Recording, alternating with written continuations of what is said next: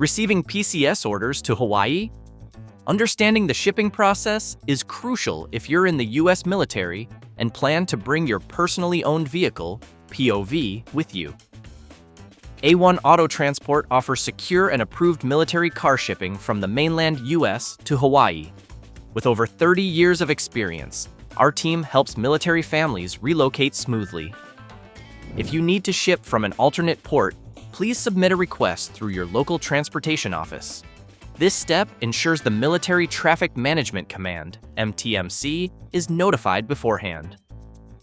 One vehicle, owned or leased, can be shipped at government expense. However, you must book through your transportation office and consult your sponsor first. Shipping a second vehicle?